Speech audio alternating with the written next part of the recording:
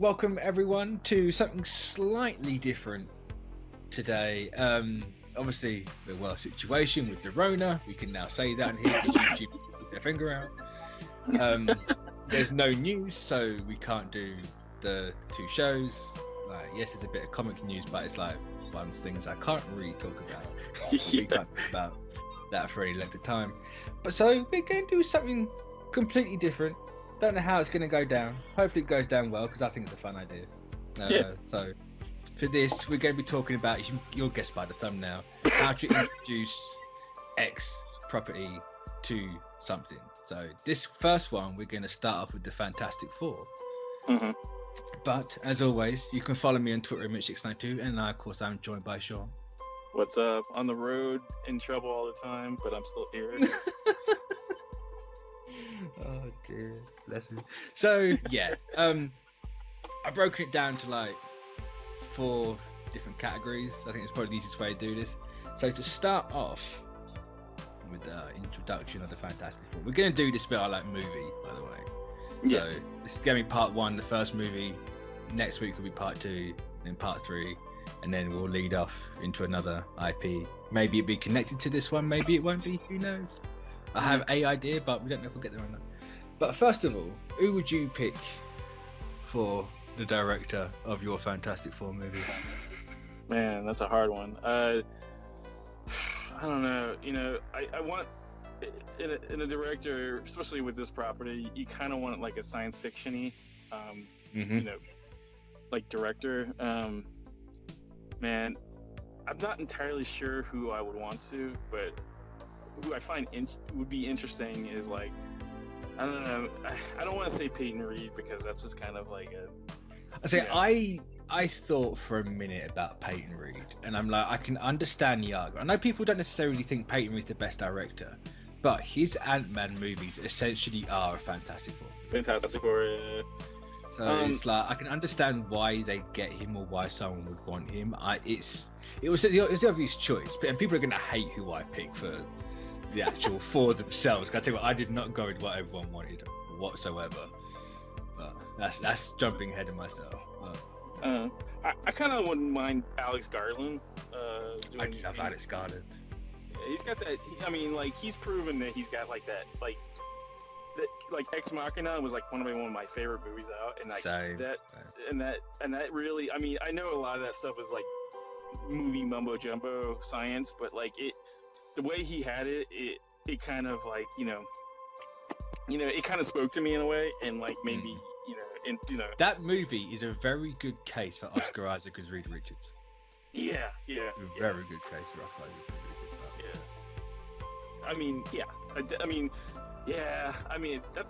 That's an interesting choice for him. But like I think he's kind of weirded out by Disney at this point, especially with Star. It would surprise me. And like and he's already been burnt with the comic book thing, like the Ivan Ooze, aka. Oh, Oscar Isaac. I was thinking Alex Garland. I was like, oh, sorry.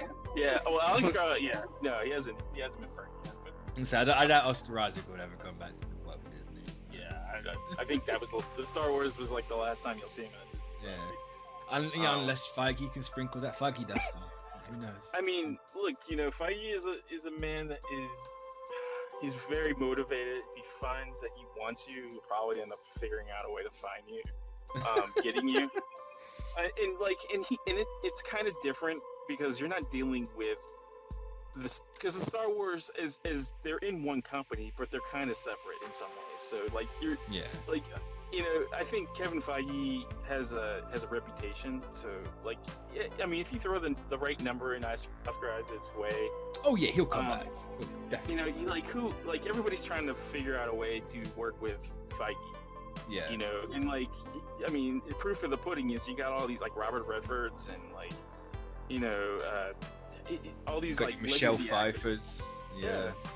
So like the actors are really, I don't think are a problem, like especially when you're dealing with like, Kevin Feige as like head of, whatever you're doing, like, because the Star Wars thing, I mean, look, dude, that was like such a weird situation, and like they treat they treat that as a kind of different thing. Yeah, it's its own separate entity to. Yeah. And I don't think he's like, I don't know, maybe he just doesn't want to do a Star Wars thing, you know. Yeah. And I couldn't blame him, you know. Like, you know. So who are you sticking with Alex Garland for directing? Alex Garland, yeah. Right. I like that. Interesting that it's probably not too dissimilar to who I went for, and I can never pronounce his name right, but it's I want to say Lee Warnell. Oh yeah, guy who did The Invisible Man and Upgrade. Which there's very much a reason why I've gone for him. There's a kind of like a little bit of a theme running. Did it have to do with the Invisible Man or Woman? Absolutely yes, for part of it. But it was more like the hard sci-fi body horror angle to it, which I know is very much fan-tastic, but you can't get around it. Yeah. Like what happens is, like when they get the powers, like what happens is horrific. Like you can make it all bright and colourful from a comic book movie or a comic book, but you think about it, it's kind of like that's horrible. Like this dude's made out of his life's ruined completely. Do what they were supposed to do with the the last Fantastic Four movie, because that was an interesting pitch when I heard it, but then you see the director and you're like, God. I had such high hopes for Trank after Chronicle. I was like, this dude can do it. Like, well, unfortunately he imploded for one reason or another. No. I did too, but I've heard, like, when I heard he was involved, like, a part of me was like, all right, like, I like what he's talking about and I like what he's saying, but like the other part of me is like, I've heard from people inside the business how he is, and you know, and as much as you want to separate artists from art, it's kind of hard sometimes. I say when that leaks into the art, you can't. Yeah, I mean, that was just a train wreck. I'm surprised people haven't done a documentary on that yet. It was a train wreck. But you know, I mean, I like Lee Winnell. He's like what Trank should have been. Yeah. In a sense, because like the Invisible Man movie was fantastic. I loved that. Yeah, you know, when I heard about it being made, I was like, what? I say, like, when I heard about it, I was like, oh, can we stop with these like old classic monster movies? They don't work. And it's just like, oh, this crow tastes great. Yeah, you baked a big pot of crow and put some ketchup on it and ate it like a good boy. Like a good boy. But no, I was in the same boat. I ate crow on that because like I said it was gonna just looks like it sucks. You know, sounds like it sucks. But you know, it's nice to get proven wrong with stuff like that. Yeah. Too. And also, he made the Venom movie we all should have got. So you know, let's give the dude something. It's true.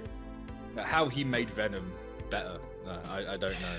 That was. Well, I mean, that's a low bar to it is, but Upgrade was so good.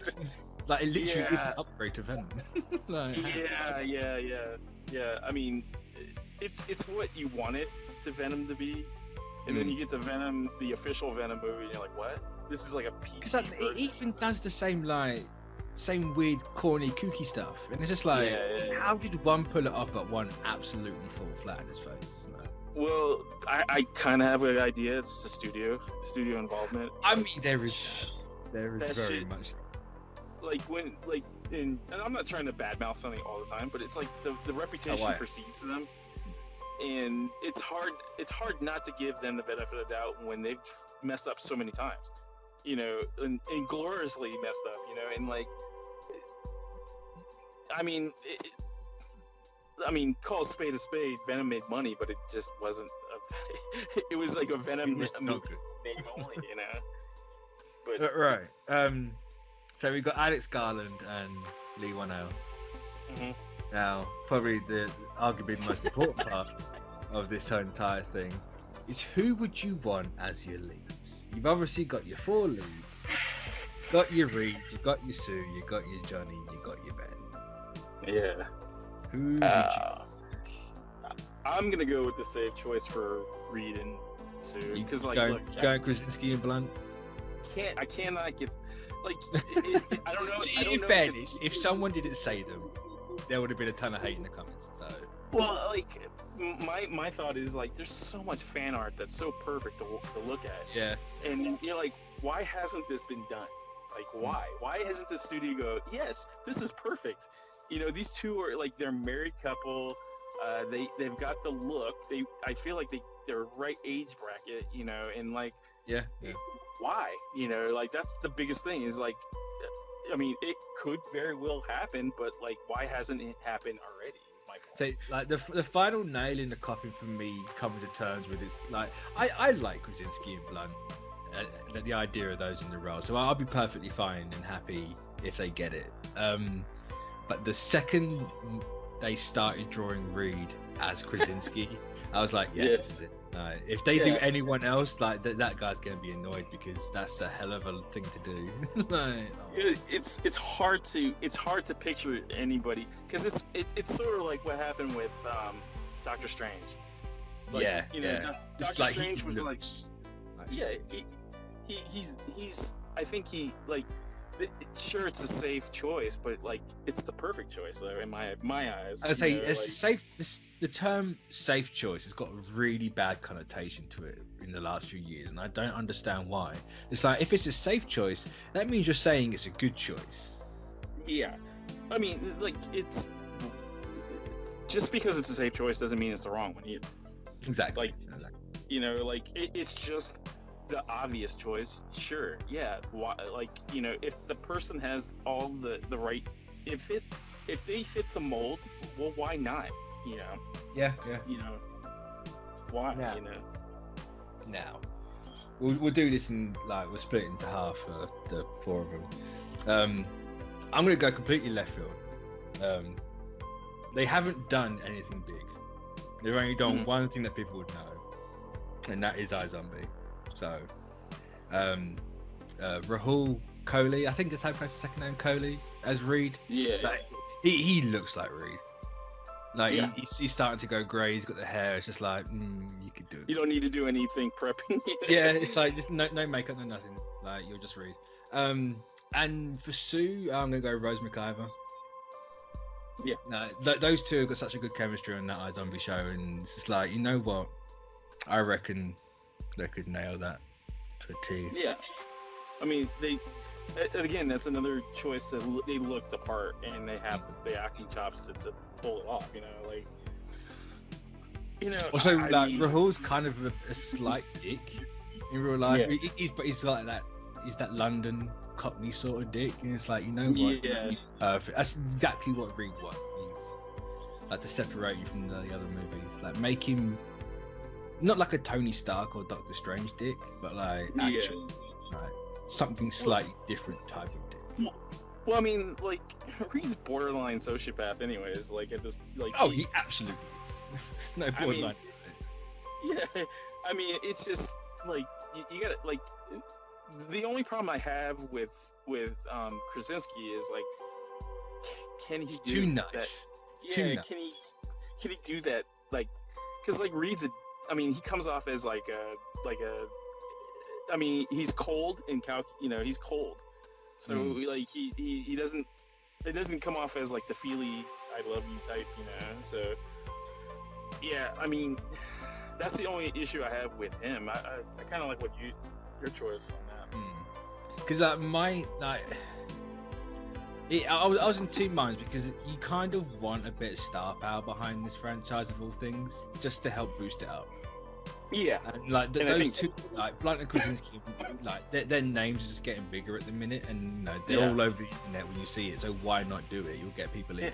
But at the same time, it's like I like the whole going for the unknown lesser actors. Not to say that they're lesser actors, but you know, like they've only done TV. Like I think this iZombie was Rahul's biggest thing, and Rose before was a Power Ranger, so it's kind of like they haven't really done the grand scheme of things. I mean, look, Marvel Studios isn't above, you know, giving like lesser known actors a chance. But yeah, I think you're right. I think because look, Rose Byrne, or McIver. Rose McIver. Well, I mean, Krasinski and Blunt, like they wanted Blunt for the longest time. Oh yeah. They wanted to do business with her for a while. I think that's the only. I think the plus with them is like they bring that like because you can if you cast like a semi well known actors for the two leads, Johnny and Ben can be kind of like unknown, and you wouldn't have a problem with it. Yeah. You know, but like I like your choice. It's interesting.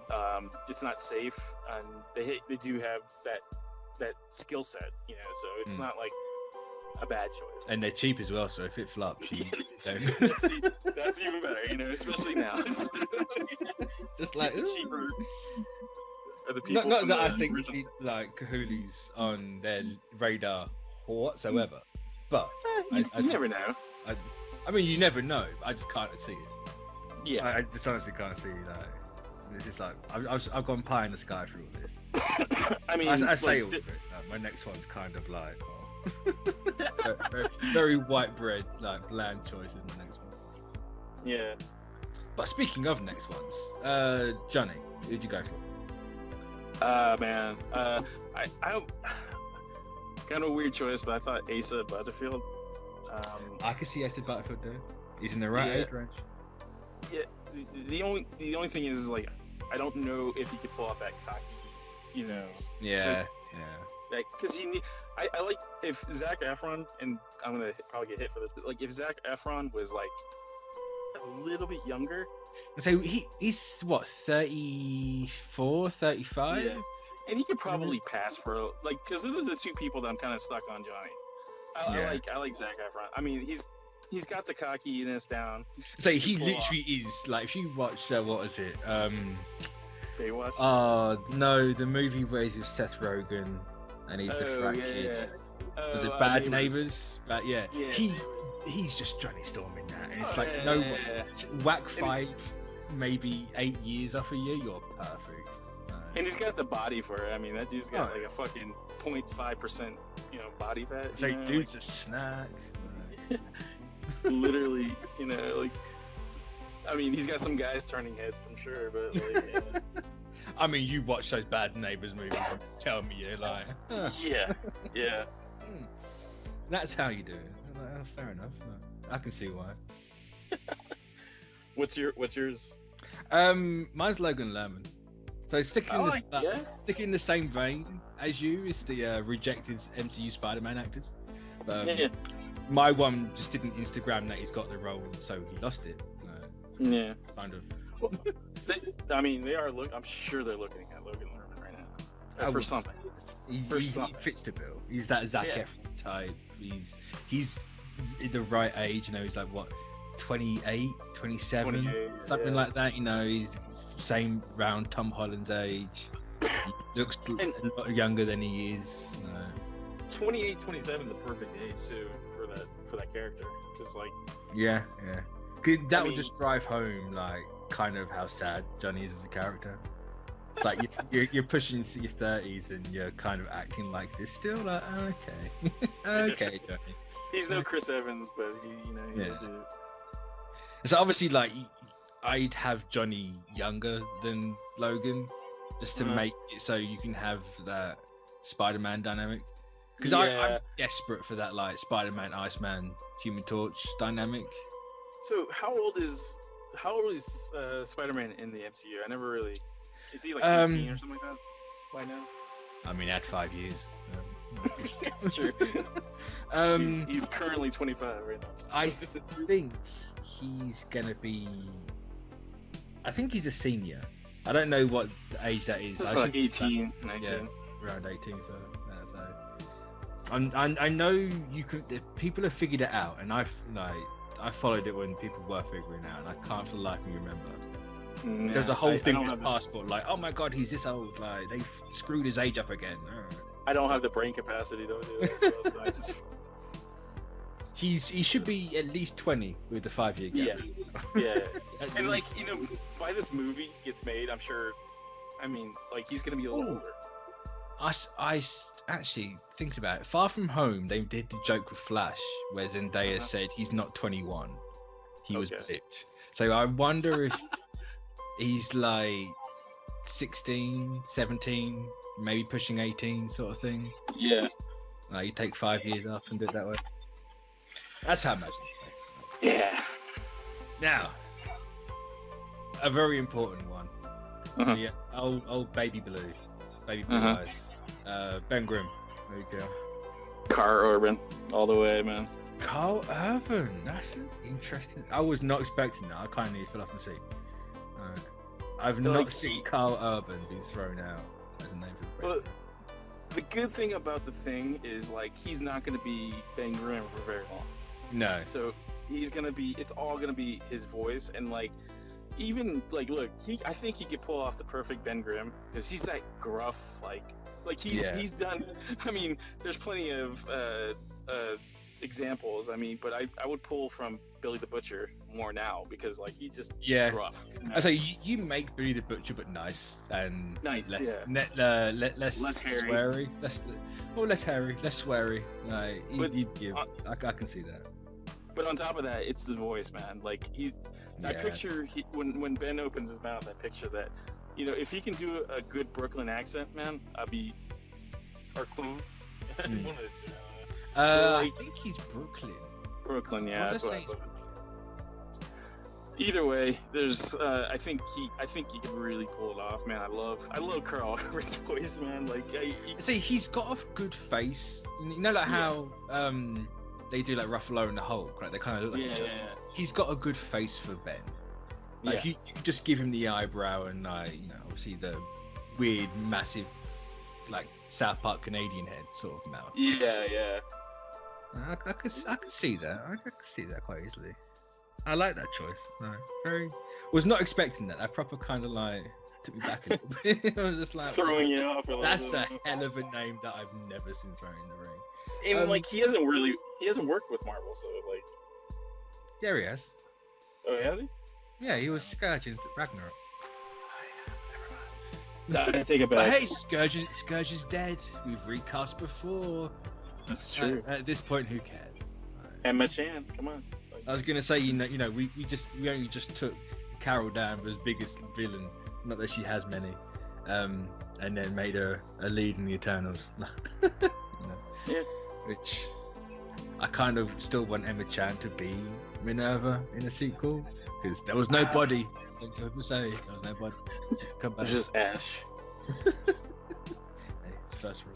But no, I really like that choice actually. But I'm kind of sticking in the same vein as you, where it's like it doesn't matter like their age or what they look like, because they're gonna be there for well, at least for mine, about 5 minutes. But, I think I'm one of these people where it's like Ben Grimm being Jewish is kind of like one of the most important parts of him. Yeah, agreed. We're in this sort of day and age where you gotta give people their Jews, so get Liev Schreiber for Ben Grimm. I like that choice, man. Like he's got that. He's got that gruff, like I mean, look, he's pretty scary, and he can also be pretty nice. Yeah, exactly. Yeah, so just like de-aging for 5 minutes at the start because he's like 20 years older than Rahul and Rose. yeah. I mean, but he's always been the older one in the group anyway, so right? If I'm not mistaken. I always thought him and Reed went to school together. I mean, they did go to school, but I always thought he was the oldest one, and I always pictured him as. I mean, yeah. Maybe I mean, unless you go back 20 years, like. he's a bit of an older guy. He's got gray hair. Not that I think Schreiber looks 20, like 52. Like, he looks. You could maybe pass for like late 30s, early 40s, but I wouldn't say he's 52. But yeah. Just a tiny. We have this de-aging technology. Just use it. Just throw it in there a little bit. It's fine. Yeah, I mean, it's not like you're gonna use CG for the rest of the movie on him anyway. Yeah, I mean, like it's basically you got a virtual mask on this guy, so he's already in the mocap suit, so just do it. he's pulling a Ruffalo, so like he's. No, I think he can make like a really. My only thing is, like, I went for Schreiber as well because you can see him with a cigar. I can't see Disney letting Ben have the cigar. Yeah, I think that's the one sacrifice you're gonna get. Just like, Like him and Wolverine, it's like the two most iconic smokers. Like I know smoking bad, but like come on, just do it. Just do it. I mean, yeah, it hasn't even got to be lit. Just want to see it. just put him a stogie in his mouth, or maybe someone could do a supercut all together and just put a stogie in his mouth, anyways. Yeah, why not? But yeah, I think that's probably one of the things that it's just not gonna happen. I don't think, unfortunately. Which I'll be fair enough with. But now I'm not entirely sure how to do this next bit, because obviously we're still in the casting bit. I've got like supporting characters and villains. Yeah. But so if there's any supporting characters you'd have. I mean, I'd say Stan Lee for really long again, but yeah, that's not gonna happen. What missed up? I mean, the only thing I could think of is Allison Masters, but like, I mean, I feel like she's not a huge integral part of the movie. I don't know. I mean, like, I don't know. I mean, yeah, I don't know. See, I went for something I never thought I'd want, but thinking about it, I'm like, no, it'd be a bit of fun, bit of funny. Go Herbie. Nah. Let's just bring in Herbie. Old school, man. Yeah. That would be awesome. I mean, like, I'm sure they're gonna allude to him. Yeah. I'm almost 100% positive that's gonna be an Easter If egg there's somewhere. not at least an Easter egg at the start in like a lab of like Herbie's head, I'd be surprised. Yeah, I mean, as long as he's a floating garbage can, that's cool. And also you've got like, you know, Herbie's your equivalent, because Reed's the Tony Stark replacement, let's be honest here. Yeah. Like Tony had Dummy, Reed's got Herbie, come on now. Yeah, I mean, it's not like I don't want to say he's an integral part, but it's kind of a fun thing to put in. Yeah. It's kind of like Dragon Man. Assistant. Yeah, or you could put it as an assistant, you know, like like. I don't know if you remember reading any of the John Byrne stuff, where they had like the receptionist that was like a robot. Yes. That would be kind of cool too. I mean, I suppose you could make Herbie the receptionist. That's true. Or you can merge the two and just call it a day on that one. As long as they make it Patton Oswalt. Yes. I know Patton Oswalt is gonna be. Actually, is that Modoc show still going on? Up in the air from all I heard. It's up in the air. It's currently in the ether somewhere. Yeah. But yeah, like he was / is Modoc, so just bring him over to Herbie. Like, why not? Just kind of natural progression. Yeah. Exactly. But now, who would you have for a villain though? Oh man, I want to say Doom from the beginning. Just kind of put him in there. And if they're gonna do that, Nikolai, the guy from Game of Thrones, Nikolai Coster-Waldau. Yeah, he's got that European feel. Yeah. He's got that charming. So he's Dutch, so he's slightly Eastern Europe. He's not like very Eastern Europe, but he's on the east side of Europe. He's in there somewhere. But he's got. I don't know. I think he's got that presence about him for some reason. I don't know. Like he's got that pre-accident Doom pretty boy look. Yeah. It's kind of like, you know what? That pretty face. Which is part of the problem, because it's like Doom wears a mask the majority of the time. Like, what do you do? I suppose you could make it like the Mandalorian, where you only see Nikolai a couple of times, and the rest is just dubbing. But I mean, look. Do you think he would have a problem with that though? I'm not sure. He would be, but then I don't know, man. Like, I just feel like a lot of these people are just like, I want to be on that Marvel movie, and like, it's not like that character is gonna be like a one and done type of character. He's gonna have a pretty big chunk of. I was gonna say you're gonna have a career out of it. Yeah, and like. But then that's another thing, because I've got him down for Doom as well, but I've got Doom as a supporting character, not as a villain. Yeah. Which I'll get into. I think he kind of, for me, kind of falls into that kind of the middle territory with that, though. Like he can be a I just supporting question, character, but he like, can't be if it was me, would I want to go from one big, like, decades spanning franchise to another? Yeah. That's, if you want the money, yeah. Because yes, it is safe money, but it's just like, oh, it's just I want to do like multiple things, not just like with two. My other choice for doing would have been Javier Bardem. Yeah, definitely. I said David Morrissey on the show, and I was like, I didn't mean David Morrissey in the slightest. I meant Javier Bardem. Like, yes. Morrissey's good, but he's not He's like, not oh European. my God. He's too English. It's just like Way too English. yeah. It's like he's the typical white Englishman. Yeah, like underneath of the clothes is pale white, right? Oh yeah, like it's borderline translucent. That's how pale the English are. Like you can see the heartbeats. Javier Bardem. I know he's Spanish, so it's more western side of Europe as opposed to eastern. But it's not like a huge departure. I mean, like, look, like it's one of those. It's Marvel hard. Studios is known for kind of playing with the characters. Yeah.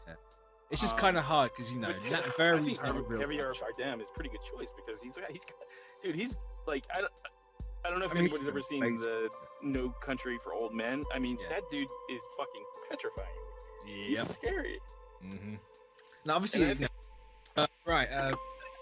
So technical hiccup there. Yeah.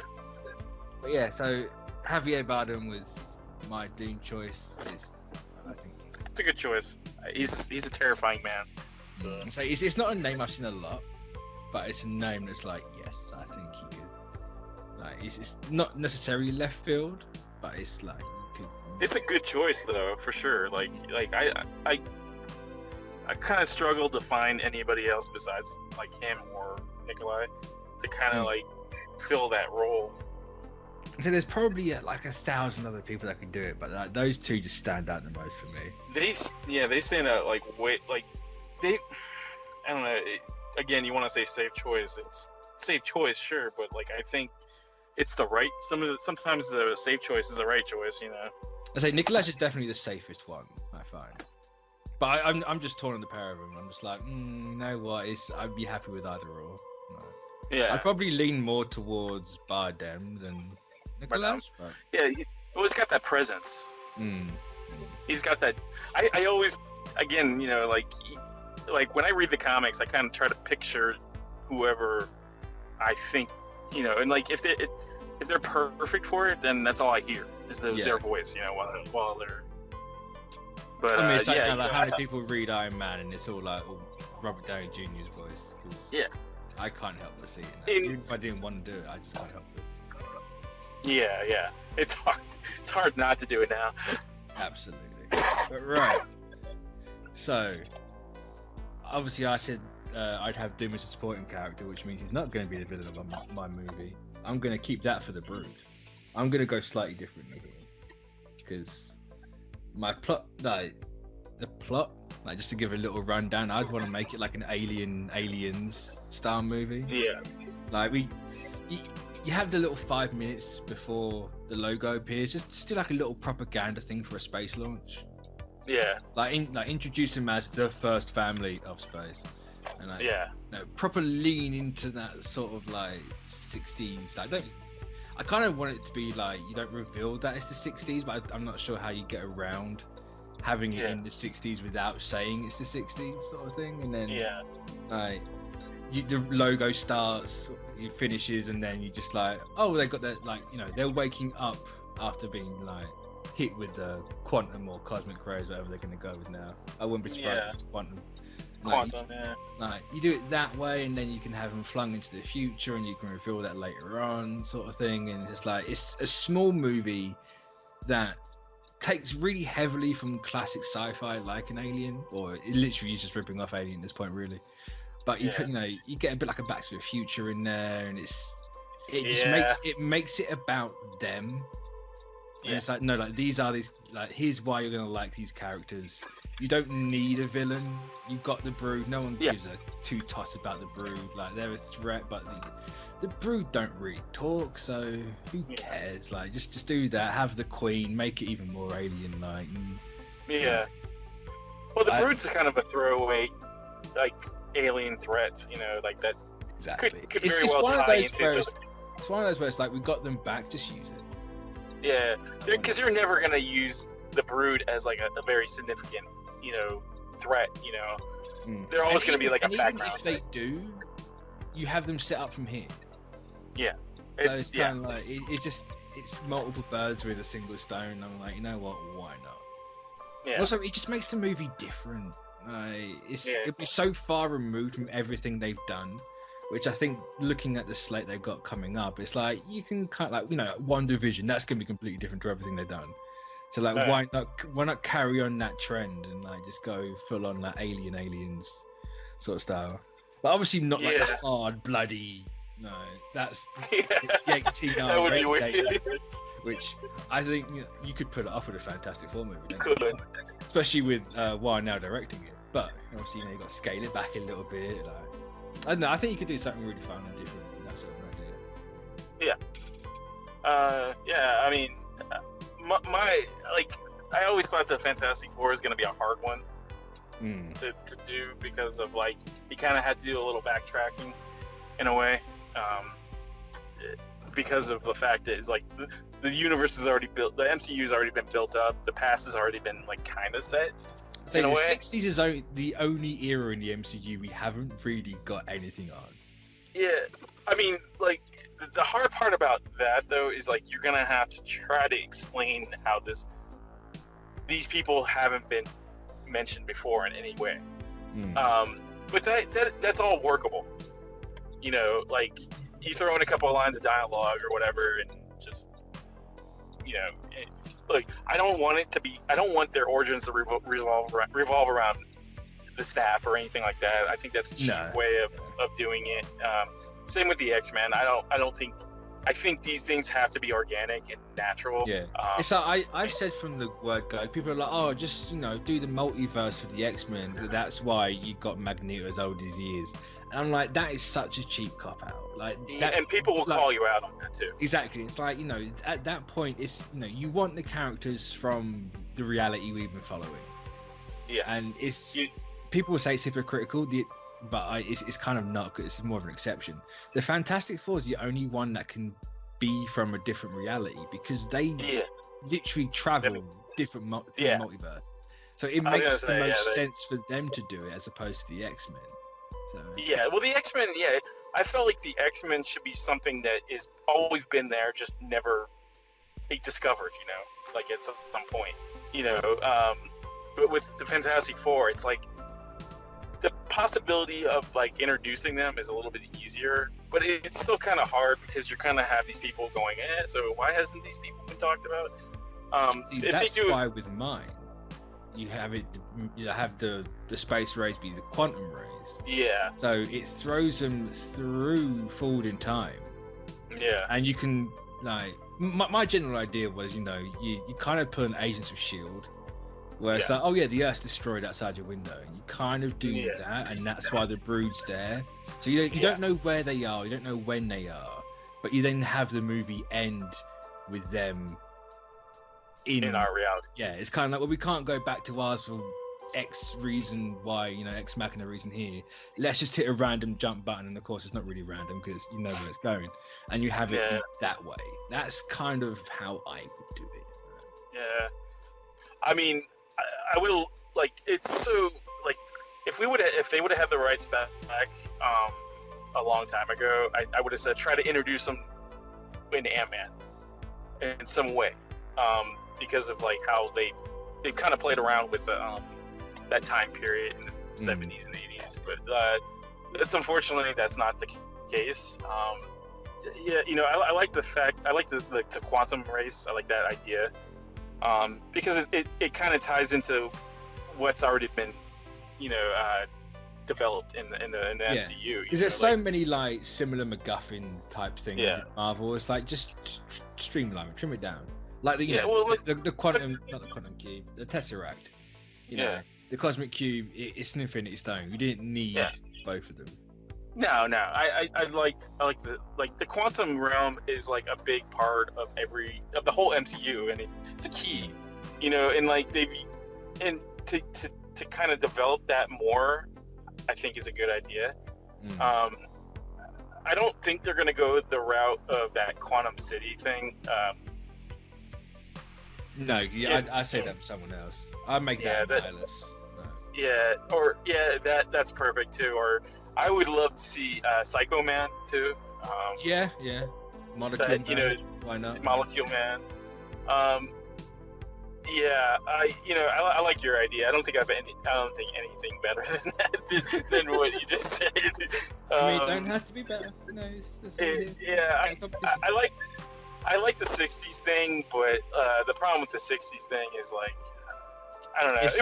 It's another prequel and another time jump forward. Like that's kind of like why, like, I like the idea of it, but I don't want to be the focus of it. So it's like we start off there like before the logo, and then we're not. They don't know they're not, but we're just suddenly like there. Yeah, I mean, I could see like the whole first act is them already in our reality, and they're just trying to figure out I don't know. Do you ever watch Fringe? Yes. The later seasons of that show had that whole like parallel world type scenario, and like I kind of see something like that, in how they do the Fantastic Four, because it's like right up their alley. It's not a stretch. To bring that stuff into. And that wasn't far off being a Fantastic Four show anyway. For sure. That was better than the actual movies, in some ways. I mean, I see the whole like they're in the reality. They're in the MCU proper, and then they gotta figure out like maybe the first act they don't realize there happens, and they're like, "Oh, this is not what." I don't remember. Where's the backbone? So it's very much like a second act reveal type of thing. Like you have your darkest moment at the end of the second act. Like that's where you do it. Yeah. The problem with all of that is now, like, it'd be kind of weird to have like the characters like Doctor Doom follow them. For some reason, I think he still has to be. I always picture Doom being in our MCU proper before them. I don't know. Maybe I'm. I don't know. Because what I was gonna do, we're gonna jump onto the last topic here, into the end credits. What we do for the end credit scene. My whole thing, the ending of my movie would be them landing in Latveria. Yeah. In the MCU, so Doom's from our reality. Like he's there. Like make Latveria newly established, and that's why you've never heard of it before. Like, maybe make it the remnants of Sokovia. I don't know. Like that's not a bad idea. Like maybe half of that country's now been annexed by Doom, and that's how it happens. But I wouldn't start. I'd have Doom as like the actor. I wouldn't have him in the full armor just yet. For sure. Kind of do like a Baron Mordo. So that end credit scene is literally him just taking Reed around, like the Doomstat Castle, and it's just like this is the history, this is where we're at, sort of thing. And kind of make them buddy because you need a reason for them to hate each other. Yeah. And like if they didn't, it's just kind of the most organic way I feel. At least for I'm pitching, that's how to do it. It's kind of like, you guys came from space. Like here's the technology, and then you kind of just hint, like you have Reed say something that kind of pisses Doom off a little bit, and you just get that look on his face, just a hint towards it, and then like the second one, we'll get into the second.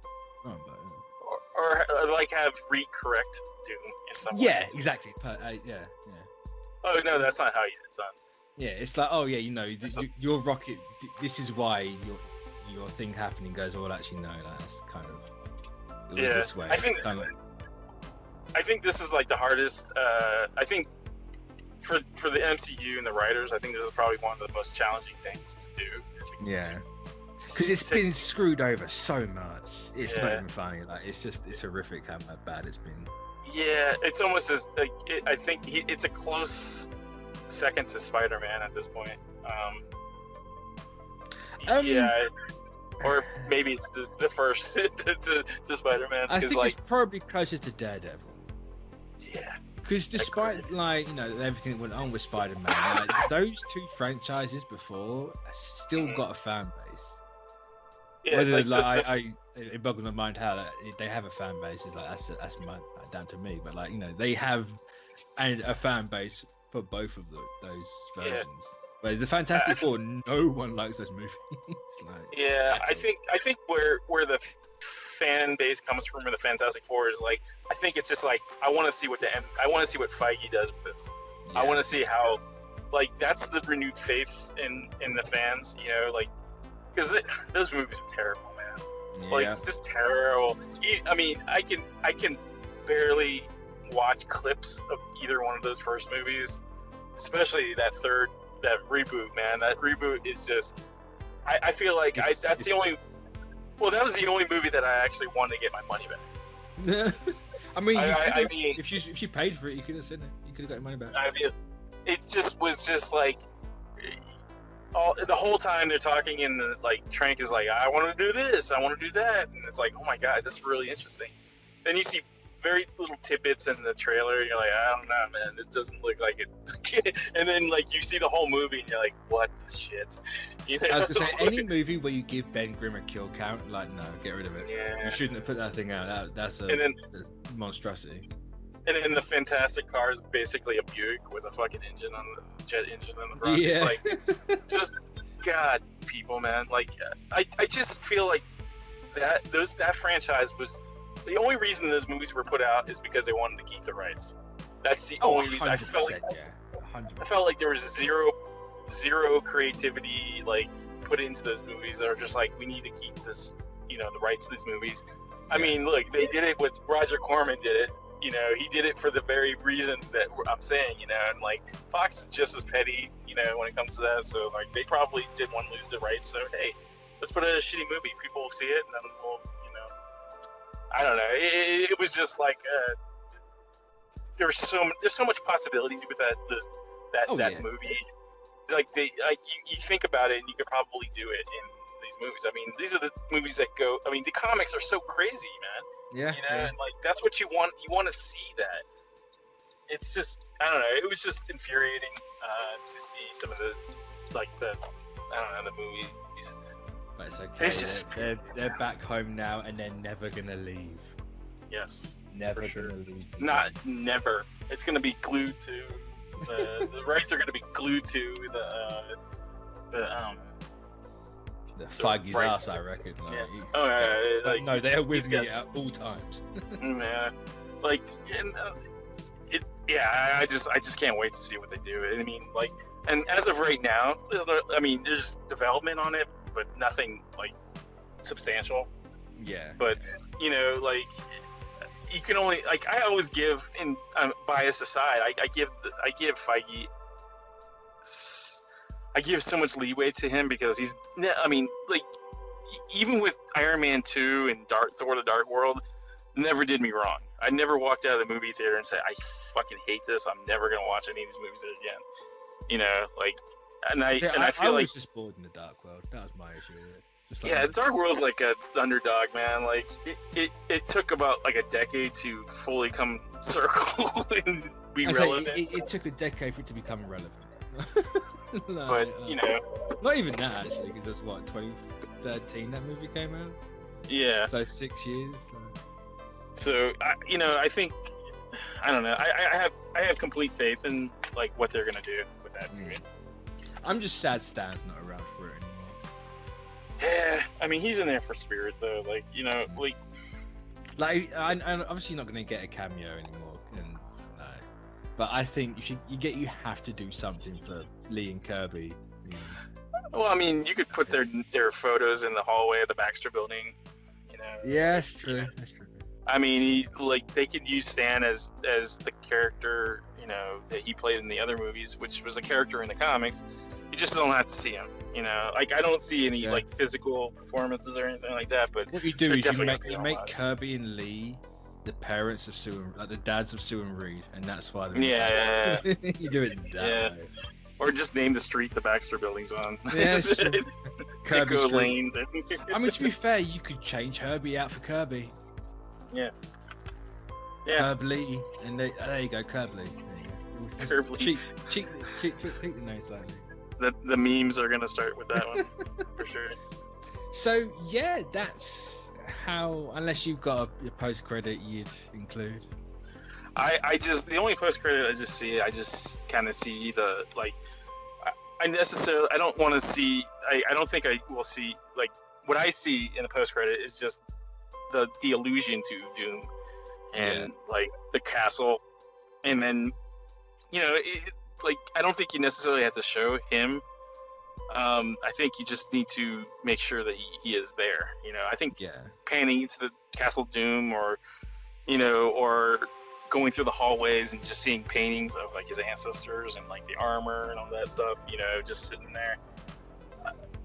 I mean that's how I see the post credit, because like most post credits are not like they don't give too much like away, so they're just gonna be just like cliffhangers, Oh, unless you're Sony, your post credit scene is literally just the end of your movie. Yeah.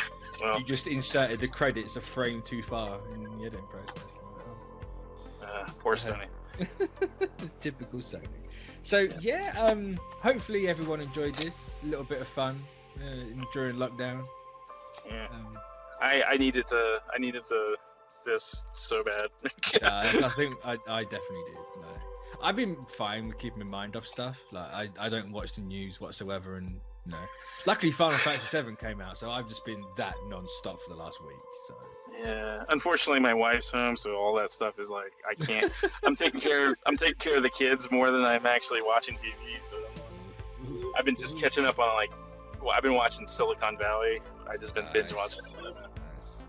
TV's the one thing I thought I'm going to watch so much TV during this, and I just haven't. Well, you still got time, I'm sure. I was gonna say I'm expecting it. Like all the stuff I have now is gonna run out eventually. But got the Imagineering and Mandalorian. So, but this is a wildly different topic because I never end the video. So hopefully we'll be back Friday with something else. I need to think about how we're gonna do that one exactly. But if not, we will be back again next week with the second part to this How to Introduce the Fantastic Four series. This is the cliffhanger. So thanks everyone for joining, and we'll catch you next time. So bye. Bye-bye.